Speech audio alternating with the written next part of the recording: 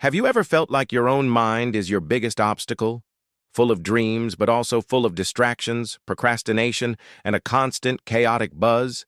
You want to achieve great things, but you find yourself lost in a sea of overthinking, chasing things that don't really matter.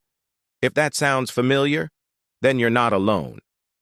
This is the story of a young man named Arjun, who learned to turn his restless mind into his greatest ally. Arjun was just like many of us. He was brimming with potential, with dreams that painted a bright future.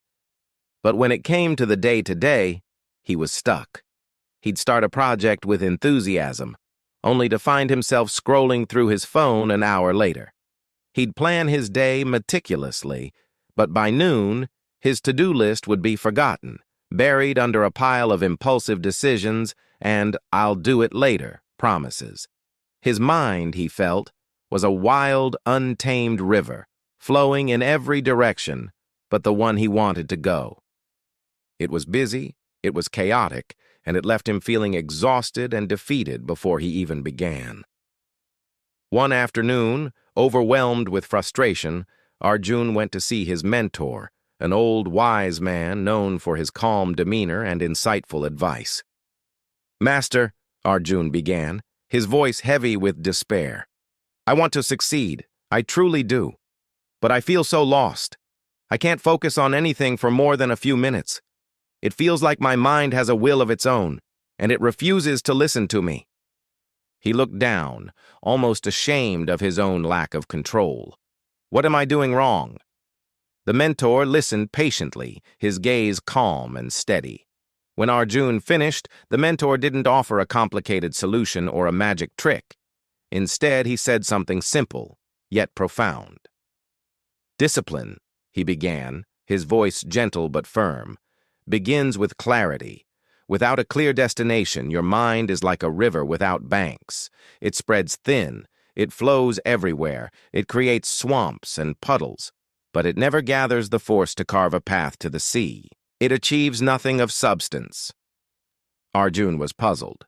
He'd heard about goals before, of course, but the mentor's words felt different. A clear goal. But how? "How do I create a goal that's clear enough to build banks for my river?" he asked, leaning in, desperate for an answer. The mentor smiled, a knowing, gentle smile that seemed to understand the depth of Arjun's struggle. He reached into a drawer and pulled out a small, simple notebook and a pen. He handed them to Arjun. "Tonight," the mentor instructed, "don't go to sleep until you do this one thing. Sit in silence and write down what matters most to you. Not what your parents expect, not what your friends are doing, not what society tells you is impressive, and certainly not what seems easy. Dig deep and find what your heart, your true self, genuinely, deeply wants to achieve." He paused, letting the weight of the instructions sink in. "Once you have that one single clear goal, your work has just begun. Every morning when you wake up, and every time you feel lost or distracted throughout the day, I want you to open this notebook, look at your goal, and ask yourself a simple question. Does this action I'm about to take bring me closer to my goal, or does it pull me further away?" That night, Arjun took the mentor's advice. It was harder than he expected.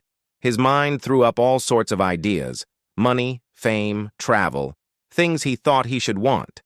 But he pushed past the noise, just as his mentor had instructed. After hours of quiet reflection, he finally wrote it down. It wasn't a grand, flashy dream, but it was his. It was authentic. It was clear. For the first time, he felt a flicker of direction. The next morning, he woke up and looked at the notebook. The goal stared back at him. For the first time, his day had a compass. But the old habits died hard. His mind, so used to its freedom, resisted. It resisted the routine.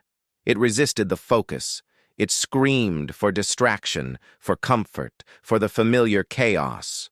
Every time he sat down to work, the urge to check his phone, to daydream, to do anything else, was immense. It was a battle. Every single hour. In those moments of struggle, he would remember his mentor's words. He'd force himself to pull out the notebook. Does scrolling through social media get me closer to this? He'd ask himself. The answer was always a clear, resounding no. This simple act of questioning became his anchor. He had to remind himself again and again why he started, why this goal mattered so much to him. He was no longer just fighting a distraction. He was choosing his dream. Slowly, gradually, something began to shift.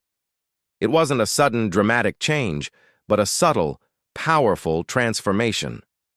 The daily battle started to get a little easier. When he woke up, he no longer felt adrift. He knew exactly what the most important task of his day was. He started breaking his big, intimidating goal into small, manageable steps. Instead of write a book, it became write 200 words. Instead of build a business, it became make one sales call. He tackled them one by one, and each small victory built momentum. Distractions still appeared, of course. The river of his mind still tried to overflow its banks. But now, he had a tool. He had the question. He also remembered something else the mentor had told him during a follow-up visit. A disciplined mind is not one that never wanders, Arjun. That is an impossible standard. A disciplined mind is one that always knows how to return. It's the practice of gently but firmly bringing your attention back to your purpose, over and over again. Weeks turned into months. The small, consistent steps were adding up. Arjun looked back and was astonished by how much progress he had made. The tasks that once felt overwhelming and impossible now seemed manageable, even enjoyable. He had learned the art of the pause. When he felt his thoughts spiraling into anxiety or chasing a new shiny object, he would simply stop, take a breath, reflect on his true goal, and gently redirect his focus. He was no longer a slave to his impulses. He was the master of his attention. One day, an old friend who hadn't seen him in a while visited. The friend was amazed by the change in him. "Arjun, how do you do it?" he asked, looking at Arjun's organized workspace and the calm focus in his eyes. "You seem to be juggling so much, yet you're so calm and productive. What's your secret? How do you stay so focused?" Arjun smiled, a genuine, peaceful smile that reached his eyes. It was the same smile he'd seen on his mentor's face. "It's not a secret," he replied. "I just learned to discipline my mind." He picked up the now worn-out notebook from his desk. "I started by setting one clear, meaningful goal. And then I let that goal guide every single one of my days. I learned that when you know exactly what matters, when you have a why that burns inside you, your mind stops being your enemy. It becomes your most powerful, most loyal ally." And from that day forward, Arjun's life was never the same. He didn't just dream of great things, he built them, step by step. He achieved his goals not because he was suddenly gifted with more time, more talent, or more luck than anyone else, but because he had discovered the profound, life-changing power of a single clear goal and the quiet strength of a disciplined mind. The river of his mind had found its banks, and now it flowed with unstoppable force toward the vast ocean of his dreams. This story is a simple reminder that the key to unlocking our potential is not found in some external secret, but right within our own minds. It's about choosing clarity over chaos, purpose over distraction, and discipline over drift. What is the one goal you can set today that will give your mind its direction?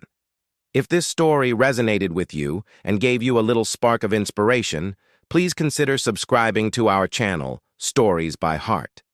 We're dedicated to bringing you more motivational stories like this one, designed to help you not only practice your English, but also to grow a little wiser with each story you hear.